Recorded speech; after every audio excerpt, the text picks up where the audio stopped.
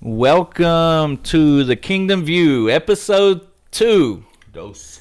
Episode 2 is a very interesting topic. We're going to talk about freedom tonight. We're really excited. My name is Tim Kraft, and I am joined by my dear friend, Jacob Sherrill. Yeah, this is going to be fun.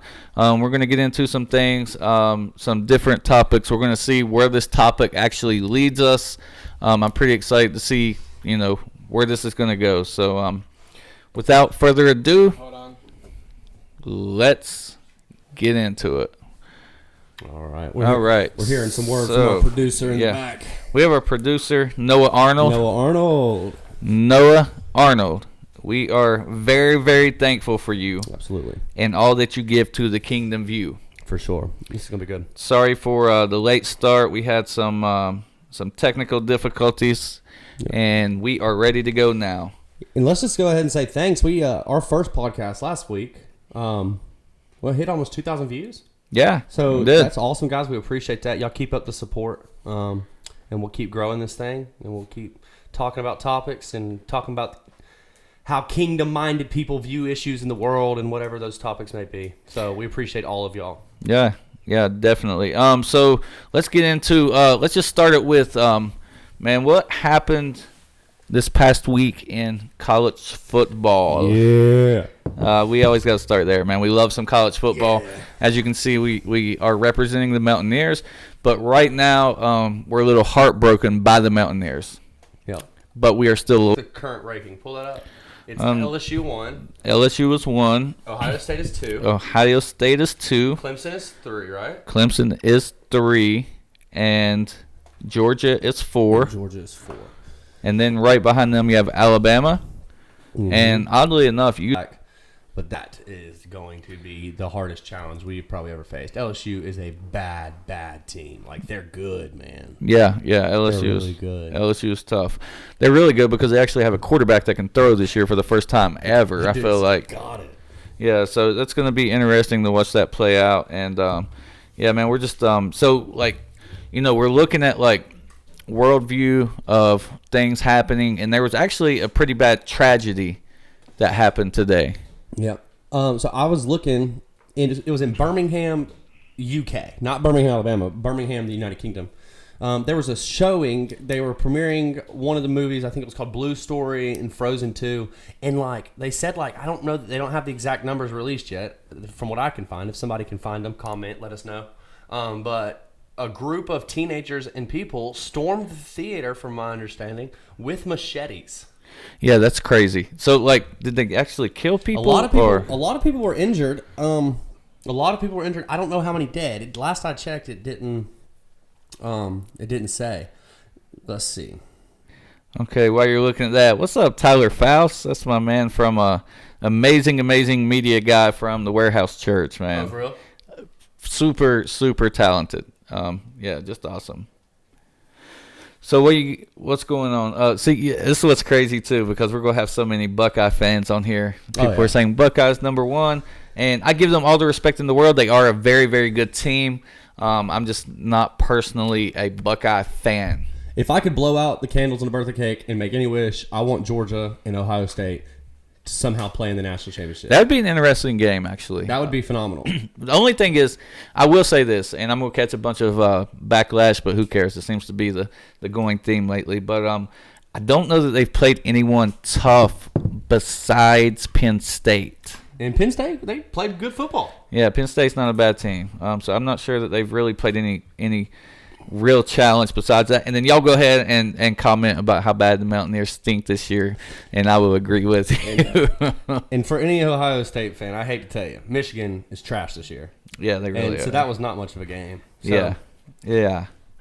So with that dude, did you find if anyone's actually been injured or killed from that? I'm looking at it now, but I did see a crazy thing. I didn't know this about the United Kingdom.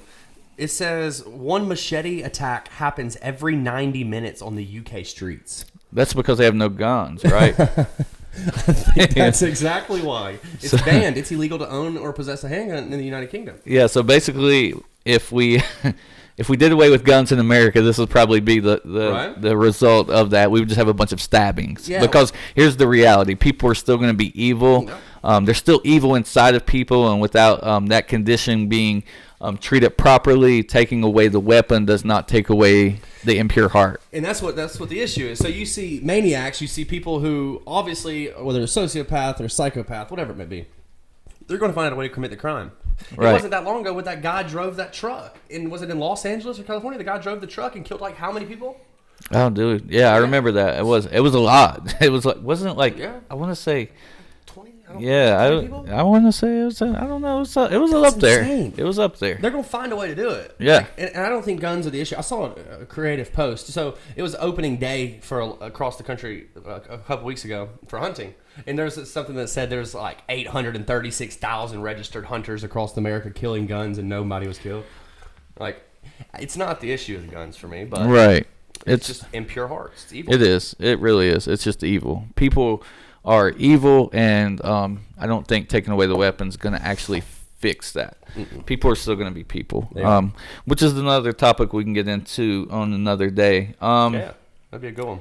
Yeah, so let's jump right into it. First thing we're going to talk about is we just want to do a little shout out of things we have coming up. So next weekend, we are actually going to be having an event. We kind of partnered this up with Life Changers and Downtown Bethel, and this event's going to be at the Dills Center, and it's going to be called Awakening, the West Virginia and Ohio Awakening. It's December the 1st, which is next Sunday, is actually when it starts. The first service will be at 7 p.m. that night, and then from there, we will actually have two services on Monday, a 10 a.m.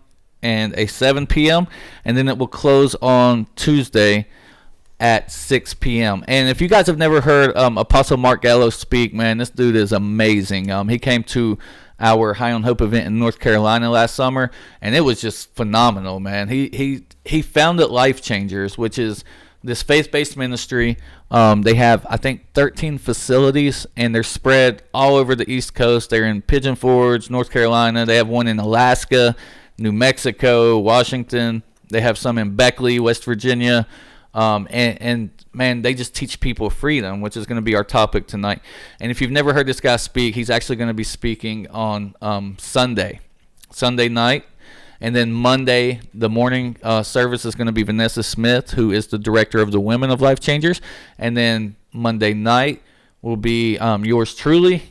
And then Tuesday night will be Adam Smith, Vanessa's husband, who is the director also of Life Changers. And it's going to be awesome, man. We really hope to pull like the community together. We just believe that God's doing some amazing things, through these types of efforts. What's really cool is how Christ is being so centered on recovery lately. Well, I think the proof's in the pudding.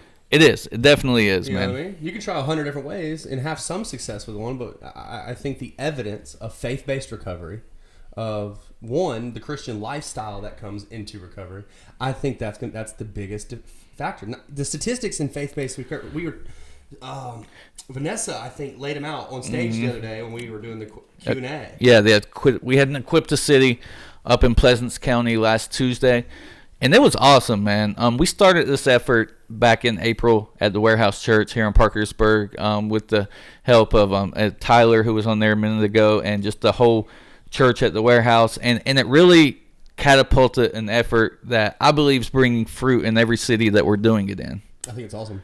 Oh, you should you should tell them about what happened on the way home. Oh yeah, so we had this Equip the City event, and what's crazy is how God will so quick test your heart. So like while the event's happening, it's really a time of like empowering people and kind of charging them to take what they're taught into the community. And one of the key points that I hit that night was how loving people is oftentimes inconvenient, and it's not always easy. and there's going to be times when it doesn't fit into your schedule or what you're doing. And I told a story of something that happened a couple years ago, or about a year ago, and then right after that, I found funny because, and I've heard you do the Equip the City message a few times, and you don't normally hit that point that much. As much you do hit it, but you really focused on it on that night, on Tuesday night, right? And then this, yeah, and then we're driving. So me, Chad Walker, and Jacob are driving back from the Equip the City, and we're coming down through Emerson Avenue, and we get to the red light right there in front of Speedway, and there's this car in front of us, and this car is just not moving when the light turns green. Like, just not moving at all. Everybody's beeping their horn. There's people flying around them, and then all of a sudden, it was pretty funny, because we pull up, and just to be honest with you, man, my first thought was, is this thing good? I need to check it. Are y'all getting any lag? Let us know if y'all are getting any. Yeah, I feel like it is. And so what's pretty funny is, like, we pull up to the guy, and everything inside of me wanted to go home, man. It'd been a very, very busy day. Like, we had, just, pouring yourself out too. Like, you're just emotionally drained, and you're tired, and you're just ready to be done with the day. It's like 10 o'clock at night, but here's this dude nodded out behind the wheel. No headlights on, nothing. Yeah, no headlights, nothing on. And so Jacob jumps out of the car. He runs around the car. He hands him a High on Hope card, and he's like, "Yeah, here, man. If you need help, here you go." And to be honest with you, I'm sitting in the car. I'm just like, dude, I just want to go home. I just want to go home. And so it keeps freezing up. It keeps freezing up. Noah, what you got, Bubba? It is freezing up. Cool. Let's see if we can fix it. All right. Well, that's very unfortunate. I see it like glitching right here. That's what I was wondering too. It's so weird. So we pull up beside the guy, and then we pull off. And when we pulled off, we went through the Wendy's drive-thru. And while we were there, man, I just felt God like pulling on my heart, and I was like, "We have to go back." Did not want to go back, just to be honest. But I knew that we had to go back. And I've known you long enough too. Like I asked you this the next day. I was like, man, when we went through the Wendy's drive-thru, you were like, I could see it going through your head and your heart. The Lord was working on you, and then you were like, yeah, we got to go back and check. Yeah, we had to. There was no way out of it, and so we went back, and the police were there when we got back. They had them over on the. They had them over like in the parking lot of Speedway. They had them in handcuffs. Mm-hmm. And we walked up, and we were like, we actually knew one of the cops, an amazing guy, Parkersburg City Police, and we were like, we just want to help this guy. Mm-hmm. And he's like, hold on just a second. And so he comes over to us, and he was like, you want to give this guy a ride home? And I was like, well, maybe so. And so we got this dude in the car. And when we had him in the car, it was a great opportunity, man. It was a good opportunity to talk to him about the freedom that we had found, and tell him about God and how we were once bound, and God has set us free. But it was really a great opportunity too to offer him a way out of that life. It hit his heart too, man. He was emotional when he was getting out of the car. It really did. I really think it affected him. Yeah, I think so. And so we offered him a bed at our treatment center in Malta, Ohio, and gave him the resources he needed, gave him some hope, and prayed for him. And I could just feel that when we were praying for him, something significant was really happening in his life. Yeah, it definitely was. Yeah, it definitely was. So it was good. How bad is this glitching with you guys? It just appears on my screen that it's freezing up about every 3 seconds. Can we get... Turn your Wi-Fi off. Everything that's on the internet, I need it off. 1 second, guys. Give us 1 second. 1 second, guys. We're going to see if we can fix this glitch problem. That just mutes your... Yeah, I did that. It just does your headphones, though. It doesn't. Oh, it doesn't actually mute the mic. No. So you guys heard me tell everybody to get everything off the Wi-Fi. 50 push-ups now. So yeah, let's hope this clears up. I don't know. It didn't do this last week. No, not at all. I wonder if there's so many more people. Probably. We have Yeah, I would imagine that's probably a big part of it. We'll get this squared away. So let's see if we can get this thing fixed and get back on here. Where's our producer? It's a good question. He went to go check something. So hopefully, Wiring something. so now it looks like it's doing okay. It looks like it might be okay now. He's gonna come back with a aluminum foil antenna. Yeah. So is the my wife is hot.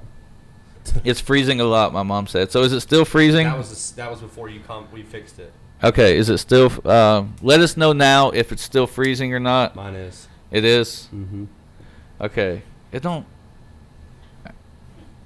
Noah, what you got, Loa? I got everything. It went off the Wi-Fi. I'm trying my best. Okay, well, hopefully that'll work. Because we didn't have this problem last week. That was weird. But regardless, we will still have this video. If for some crazy chance it doesn't work or get straightened up, we will upload a cleaner version later on. Yeah. So if for some reason this becomes unbearable and the freezing is bad, have no fear. We will upload you a clean copy after this, if that's the case. Okay. Yeah. All right. All right. So let's get into it, man. Yeah. Let's get into it. The topic tonight is actually freedom. America. Freedom. Yeah. And so, what do you got? Tell me some thoughts on that. Well, I mean, it's a broad topic. We're gonna obviously go closer towards freedom in our life, freedom in our walk with Christ, being free from addictions and things like that. So that's where we're gonna go more. But freedom as a concept, in general, I mean, we've taken for granted, I think, because of America. What's the one thing you think of when we think of America? Freedom. We have freedom and opportunity. And though that is true, I was doing some research, and there's like 205, 207 sovereign countries in the world. So the world exists of like 207 countries. And out of those 207 countries, there's like 180 of them that have freedom. That's a lot. So we're not the only country in the world that has freedom. And in fact, there's a publishing house, a publishing company that's called Freedom House, which takes annual statistics across the whole world. And they list it out based upon civil responsibility, and there's different categories: political freedom, civil freedom, medical freedom. And they voted and made a poll on all these countries and ranked them based upon how much freedom they truly have. And the United States ranked 58. Crazy. 58 out of how many sovereign countries? Like 100 out of 58 out of 207 sovereign countries. 207. We ranked 58 out of the amount of freedom we have. Mm-hmm. What was that based upon? I wonder. Okay, so a lot of it was this, and so this is, and we're not going to take this down the rabbit trail, but I was reading on it. It's the bipartisan system. So it's the fact of they, on a non-biased scale, they're looking at the two-party system. They said they think the mic is off. Someone did. The mic is off? Okay. That's good. My mic is off? No, you you can go, hear me now? go ahead. You just talk into it. So they have a bipartisan system, and so the world looks at that like, well, they really don't have that much freedom because you can only pick one of these two people. You can only do this, and you can only do this, and they think it's very negotiated. It's very rigged. They think the United States elections are very rigged. The world scale. This is on a world scale that thinks that, and so it's somebody's agenda and somebody's what, and they really downplayed us on that. So we scored an 89 out of 100. Wow. But like Spain and actually Australia, they scored like 98, 99. Wow.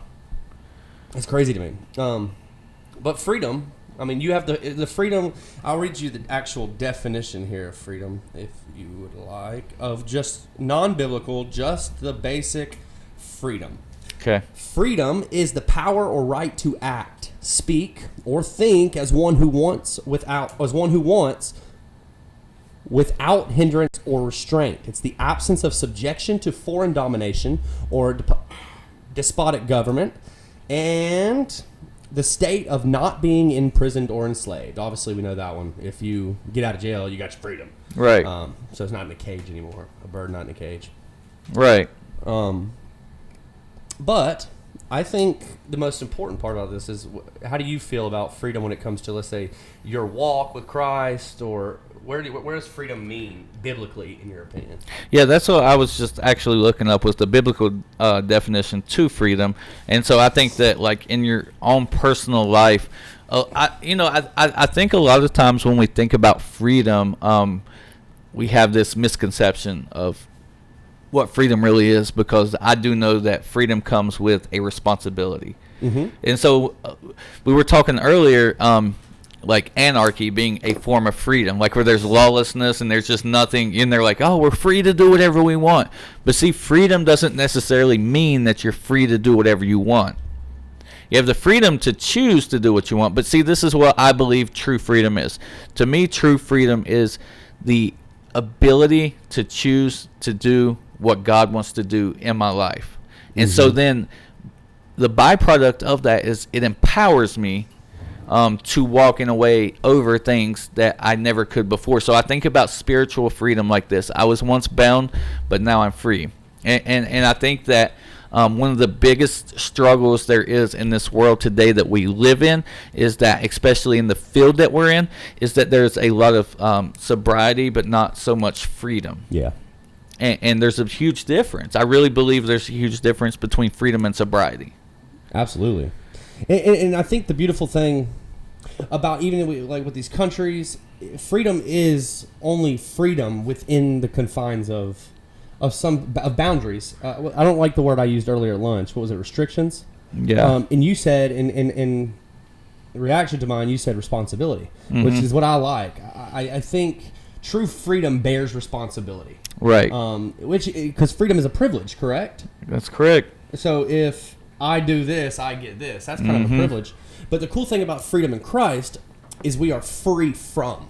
Yeah. We are free from so many things. We are free from being bound to sin and its effects and shame and sin and condemnation and all those things that are so weighty in our spiritual walks. Right. We're free from. Yeah. And Paul says we're free from the law, which does not mean lawlessness. Right, exactly. That's the big misconception, because they think it's like this, a lot of people picture freedom as like, I'm just going to do whatever I want to, and there's no repercussions and there's no consequences to any of my actions, which is actually quite the opposite of what freedom is.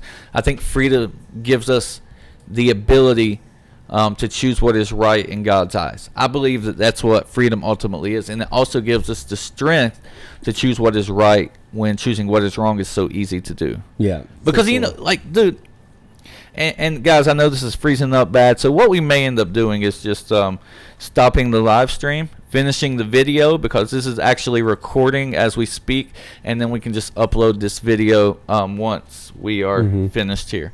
Figure out what all's going wrong. Yeah, because it sounds really good to us. Like in here, it sounds good in my headphones and on the board. It's probably hard to follow along with all the freezes. So we'll probably just do that and just upload this video as soon as we finish, which will probably be in about 30 minutes, I would say. So okay, so you think about what does freedom mean, and it means that the Holy Spirit inside of me empowers me to choose what is right. The Holy Spirit inside of me empowers me to be so much more than just sober. Like, because I think about freedom, and I always go back to this context of and Galatians 5:1 says that it is for freedom or liberty that Christ set us free. Do not be entangled again with the yokes of bondage. And so to me, that means that I've given you this responsibility. Now it's something very valuable that you have to take care of. So I expect you to handle this with the care and the importance and the value that it deserves. And I believe that when I think about freedom, that's what I think about. I get the opportunity to walk the way that God wants me to walk. Right. Noah's thinking we should do the Facebook Live with our phones. I agree with that. I wrote this earlier. We are free to love God and love our neighbor. We are free to have fun, to not be perfect, to not have to please our friends in church for social acceptance and achieve spiritual worthiness. So that's what we're free from. We don't have to earn our spiritual worthiness. Right. We are free to live our lives really honest to God however we want, whether for His glory or not. Now, that's not the right choice, but it's obviously the correct answer would be to live for God. but we are free. He has given us the ability to choose him. He has given us the ability to accept his love or reject his love. But ultimately, he has put the ball in our court on that situation. And that's freedom. That is absolute freedom. And I don't have to worry about what someone thinks about me or says about me. I am free to be the most unique individual God made. Yeah. You know what else is good? The freedom of the opinion of other people. Oh yeah. Like listen, I'm not going to conform the way I believe and the way I walk and the way I live my life to be pleasing to another person. What's the point? Yeah, I am more concerned about being pleasing to God than I am the people's opinions that are out here in the world. Because you know what? Regardless of what you do with your life, there's always going to be people against you. There's always going to be people that don't like what you do, like what you say. And if there's one thing I am willing to do, it is to stand firm on the foundation that Jesus Christ has placed me on. Mm-hmm. And not to be wavered by that, not to conform to ideas or ideologies outside of that, regardless of what people think, regardless of what they're going to say to you. It doesn't really matter, because at the end of the day, when I'm standing before the one who created me, the last thing that's going to be concerning to me is the opinions of other people. Absolutely. And I think it's so cool. And everybody says that we're free. I'm a unique individual. And everybody loves to say that. But if you look at the reality of our society, and you look at the culture we live in, we are so not free just in our day-to-day lives when it comes to things like of pursuing. We want to look like somebody else. We want to talk like somebody else. We want to listen to the same music somebody else does. We want to make more money than the next person does. We want to drive a better car than the next person does. So we're in this rat race. Mm-hmm. And truly, and I see when I start and I look at it from Christ, looking at starting in my relationship with Christ, I'm free from the rat race. Right. Like, I don't have to be conformed to those standards of acceptance of normalcy of the world, because the world, that's normalcy to them is get more, make more, do more, dress better, act better, and do this. And eventually, keeping up with the Joneses so long, you lose your identity by not being free. Yeah. Yep. That's exactly right. And this is what is really biblically true too, that the road to freedom, and the Bible talks about it. It says the road to life is very narrow and few find its way, but the road to destruction is broad and wide and many fall by its way. And I think about what does that actually mean? That means so much more than the what other people would label it as, because you know what, there's more to my life. Like, I want to be sanctified. I want my mouth to match my life. I want what I say to match what I do. I also want to be more than just not putting a needle into my arm. I want to be able to be pure in my heart. I want to be able to be pure in my relationships. I want to be able to make sure, like, when Abby and I were getting married, it was very important to both of us that we do it right by God's standards, not by the world's standards. And then I realized that in order for that to happen, man, I can't be like everybody else. I'm not going to fit in with everybody else, and everybody else may not agree, but that's perfectly okay. So back up, because you said something I think really key there, and I think it needs to be hit on, is you said you want to be sanctified in your life. Mm-hmm. Okay, so that's the process of walking in freedom. It is. So sanctification is the day by day, the step by step, the betterment of your character, the betterment of who you are. It's the process of allowing more of Christ and less of you. Mm-hmm. And so that, to me, I like how you said that, because if I want to be sanctified, I need to learn to walk in freedom. And if I want to walk in freedom, I need to learn to be sanctified. So I think they go hand in hand. Yeah, exactly. 100% agree. And so then the reality comes that, and I always use this concept, man, and this is a personal journey that God's taken me on here lately. A lot of people are not even aware of. So I realized that, for so long, God will take you to a place, and I can use this this idea that at one point in time I was running a program called Dream Life. Right. But I wasn't always running a program called Dream Life. God's plan for my life was not for me to always run a program called Dream Life. God's plan for my life was for me to do this for a season and be in this place for a season. Right. And then my freedom takes me to the next step of my journey. My freedom takes me to the next step of my purpose. And then that continues to grow, because what happens so many times is we find comfort in a place and we feel like we cannot be moved from that place. Yeah. So I believe that God is always evolving who we are as people. He never intend, because this is what freedom is, man. It's this journey that God will take you on to find out who you are, the things he's placed inside of you, the will he has for your life, and the purpose he's put in you. So throughout that, what's going to happen is you are going to evolve as a person.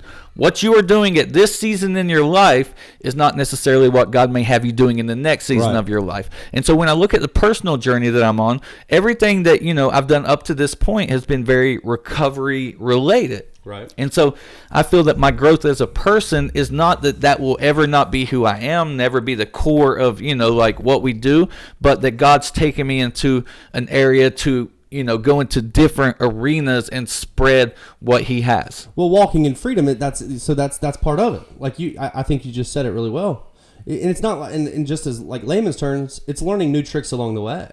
Yeah. It's learning what works and what doesn't work for you. And I think it's the evolution of faith in your, it grows, it progresses. So you had to go through that season in order to be prepared to handle the next season that God was going to bring you to. So you had to go through that season. Now you could have skipped that season by a choice, and then you could have been in this season now unprepared to handle and hold, and that's freedom in itself. Yeah, it's the freedom to choose what's wrong. And I think with that, there's a freedom too of accepting a process. Mm-hmm. I didn't write any of my notes or anything, but I was just thinking, I have the freedom to choose to be a part of the process, the fire, the refiner's fire, if you will. I have the choice to choose that or to reject that. And the result of those will be my level of freedom. Right, exactly. So if I reject the process, I'm going to walk in a lower level of freedom in my life. And that could be from anything. That could be I've kept insecurities, I've kept aggression, I've kept anger, I've kept addictions, I've kept all this because I've refused or neglected the process. So now my freedom, and it's damaging because I know for me, like there's things like as you grow older. I'm only 26, but as you grow older, you've learned some things just aren't worth being offended for. Right. Because I'm free from that. Because it just doesn't matter. Mm-hmm. So. And if you didn't walk a process where you had to go through some stripping, so a lot of things would probably offend somebody. A lot of things you would walk in a lot of offense. Yeah, exactly. So I think that it's this continual process that God takes you through, and so I think what happens so many times is that people become complacent. So they might take one step out of the place they were in. Yeah. And they think to themselves that, okay, I've got a little bit of freedom here, and this is much better than the place I was in, so I'm just going to stay right here. I'm going to become complacent, and this is where I'm going to be. And not allowing God, because I think fear plays a big part in that. Huge. Yeah, I think fear is one of the strongholds that keeps people stuck in a spot, and they don't get to move forward to where God's trying to take them. So I think that's something that's continually fought against. But what's crazy about that is, like, there's levels of freedom. There's the levels of freedom that God takes you through. Yeah. It's not just like, oh, I'm free, and then you're free from every little thing. No. There's this analogy that, like, I love to use, and it's like if you took a microscope, like when you were in science class, and you put a slide into this microscope, and you wiped it off right before you stuck it in there, and you looked at it before you wiped it in, you thought to yourself, this is a clean slide. And then you put it in, and it's magnified some, and you begin to see, oh, there's still some crap on there. Right. And then you wipe it off again, magnify in some more, and there's more stuff. So it's this continual process of freedom that God takes you through. It's not that you just obtain it in one day, but it's something you have to continually stride toward. Well, hold on. I think you obtain it. I just think we have to learn how to walk in it. So it was for freedom that Christ set you free. Right. Boom. Free. But we have, for so long, we've done things jacked up and acted this way and responded this way, and our emotions work this way, and our mouth still talks like this, and our hands still do that. So we have these patterns that are cyclical to our lives Now, Christ set us free. Just like with addiction, I truly believe that he can set them free in a moment. He can break the chains of addiction in a moment. Yep. But for so long, they're wired, their habitual actions are towards those things. So walking in freedom is exactly, to me, like what you said, like it's looking a little bit closer to spot. And then, okay, I think I got it good. Let me look a little bit closer at a spot. Okay, I'm really doing good with this. Now let me look at this spot over here. Yep. And let me, like those slides. So I think he set us free. Yeah. Now we have to choose freedom. Yep. And we have to choose freedom every day. Yep. That's So, the thing. Every day. Like if I don't, I'm in trouble. Like Yeah. if I wake up tomorrow and I'm like, you know what, dude? I just don't even want to be free today. Like I don't know. And it's going to be a bad day. But choosing freedom day in and day out, over and over, is the recipe not just for a healthy Christian life, but I would say that is a healthy, successful regime that you can do in order to be successful. Right. Is just hone your skills. Yeah. And look at yourself. What needs perfection? What needs to go? What needs to stay? What needs to get better? I think being honest to yourself on all those areas, yes, in your Christian walk, but also just in your life. Am I a procrastinator? Am I lazy? Am I unorganized? Am I da-da-da? So what things do I need to hit in my life so that I can truly not be bound by these issues? Yeah, because the thing is, God does not want to leave you where he found you. And he doesn't want you to become complacent with, one step out of where you were. Right. And there's so much more, man, because there's just so much more that he has for people's lives. And if they would just realize that, the more I'm willing to surrender, Right. the more freedom I'm going to find in my life. They would begin to see something very significant change. Because a lot of times we get to this place where we're like, I've given up this big thing, and it's not visible anymore. Right. So I'm just kind of okay with being right here, but we're missing out on what's ahead of us, and that's what's really sad about it. That's good. So yeah. Good. As I think, the freedom God gave us, not just the freedom through Christ, which is the deliverance of our sins, which is our redemption, not just that, but the fact that God let us choose. He doesn't impose his will upon us. He knew that he could love us so much that our response would be our choice to love him. Yeah. So, that's cool to me. So, even from the beginning, his plan was for us to choose him, which is freedom. And, and we live in a country with religious freedom for the most part. And the crazy part is the freedom to believe whatever you want are the things that changed the world over a long course of time. Yeah. And a lot of times, it was one man who was called crazy. Yeah. But that was the freedom to believe. And God gives us the freedom to believe whatever we want. Yeah. Because he knows that his love was great enough that we would choose him. Right. And that's the thing. You have the freedom to not choose him. And that's what's important to know too, that he's not going to make you choose something. He will always offer it to you, but it's ultimately up to you to choose it. And then you're right too, because I think there's this twisted thing that goes on in the world, man, where we tell people like they can just make up any god that they want to. Like you have the freedom to create your own god, so therefore I'm basically saying this: I am God. Did you know there's people wearing spaghetti strainers on their head in their licenses because they're claiming it's a religion? No. True story. So they're wearing spaghetti strainers on their head in their license photos, and they're doing it under the Protected Religious Freedom Act. That's a side note. That's just crazy. And that gets me too, because that's become you're right. It's become a cop out. Right. Really, here's what it's become. It's become truth is relative to people. What's right for you is right for you, and what's right for me is right for me. And so there's this gray area of people's can do whatever they want, but that goes back to that's anarchy. Yeah, it really is. It's lawlessness. It's lawlessness. And so basically, what you're saying is that truth is subjective. It is absolutely not objective. It is not. Truth is black and white. It is. It's either black or it's white. There's no in between. In some countries, you love your neighbors. In some countries, you eat one. Which one's right? Yeah, exactly. So I think that's the continual struggle that a lot of times people's definition of freedom may be different because their truth is objective. And I think their definitions. Okay, and this is tough. So I think their definitions are allowed to be different.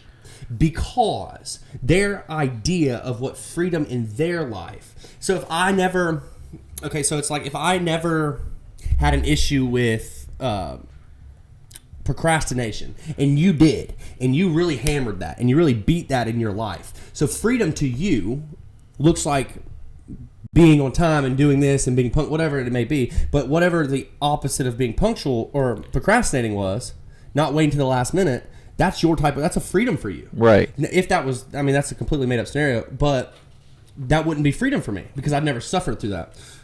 So I think freedom is also, I think freedom can be relative. Truth is not relative. Right. But freedom can be.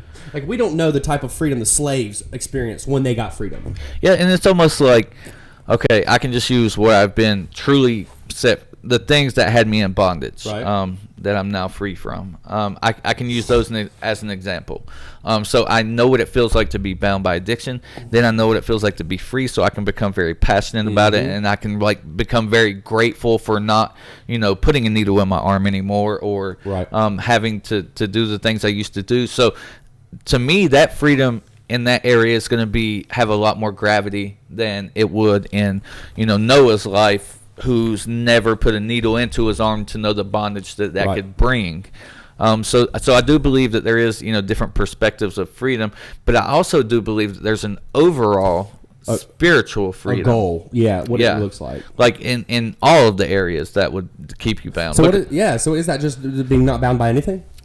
I believe that the goal, think about it. What if life was that you were not offended by anything, that nothing had a hold over you? I'm talking about nothing. Like, what would life be like to be truly 100% free, like nothing? As I grab a Coca-Cola. That nothing has a hold over you, that I don't have an addiction to, anything. Man. Facebook, social, that nothing in the world has a hold or control over me. I believe that's the goal. I do too. I believe that's the goal. Now, again, it goes back to it's a sanctification process that you have to walk out. Mm-hmm. But I do believe that the goal is for you to be unoffended, not to be bound by anything, to be slow to speak, slow to anger, quick to forgive, and everything that the Bible teaches is always what we have to strive after. But it's not always just given all at once, and it would probably kill you. Yeah, it can be. Well, because what we brought up at lunch when we were at the Mexican restaurant. If I was given all of my freedom at once, activated and perfected in my life, woke up tomorrow morning, and no insecurities, no aggression, no addiction, all of it gone, then I would have no responsibility for my freedom. Exactly. And that's what you brought up earlier. So freedom bears a certain responsibility.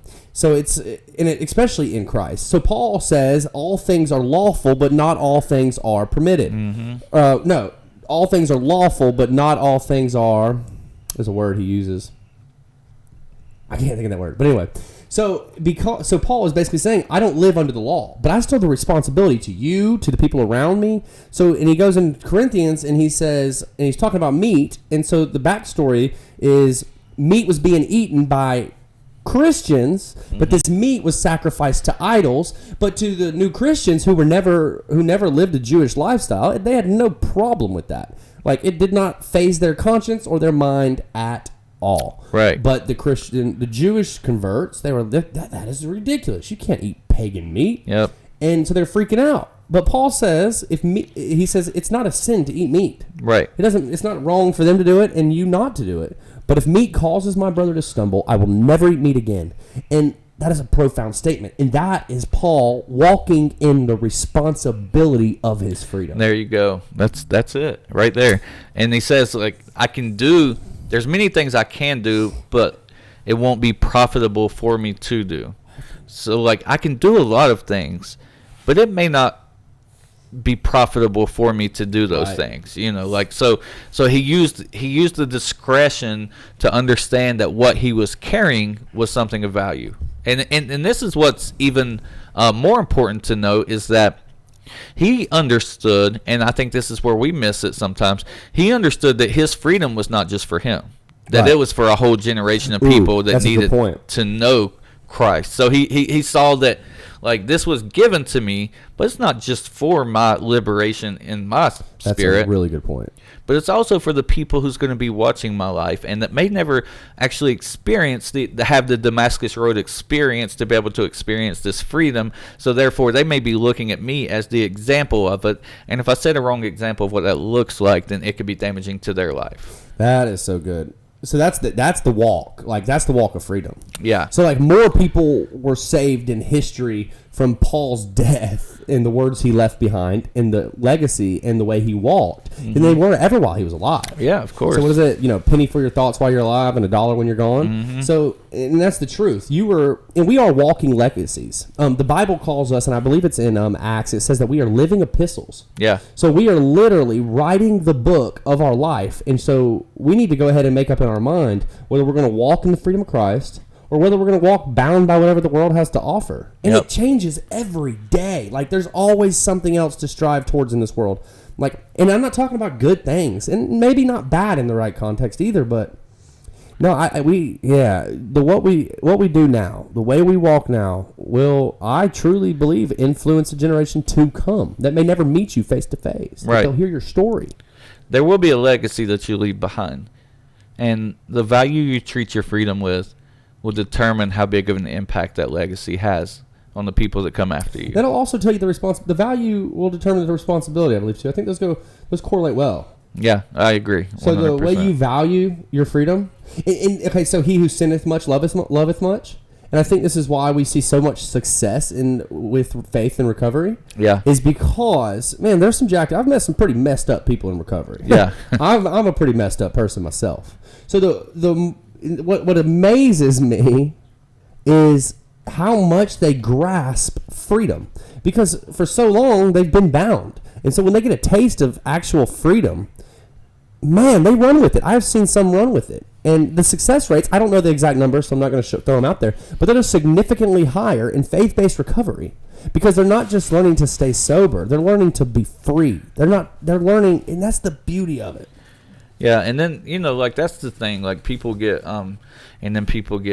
offended, like, oh, you can't force anything on anybody, and we never want to be people who force anything on anybody. I think that's the misconception, is that freely you've received, now freely give. So what you're doing is you're just offering to people a liberation that not many know exists. So I think what we're going to do is we're going to go ahead and get ready to wrap this one up. I really want to go deeper into this topic, so maybe in the next few weeks we'll do that. We're going to get the technical issues fixed, and what we're going to do for all 5 of you people who stuck in here is Jacob Sherrill's buying you dinner at Texas Steakhouse next week. Oh wait, was that not it?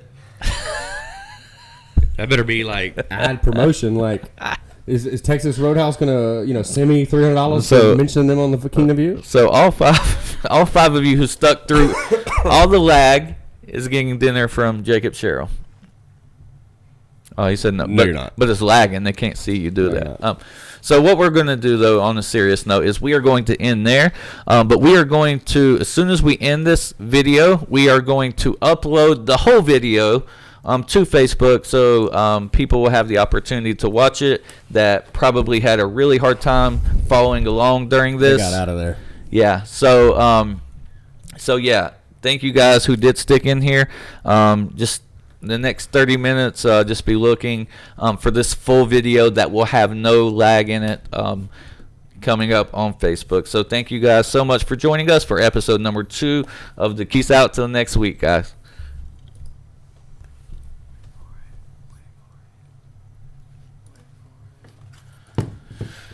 Do I have to smile the whole time? Hold on. In a world where Kingdom View becomes popular demand,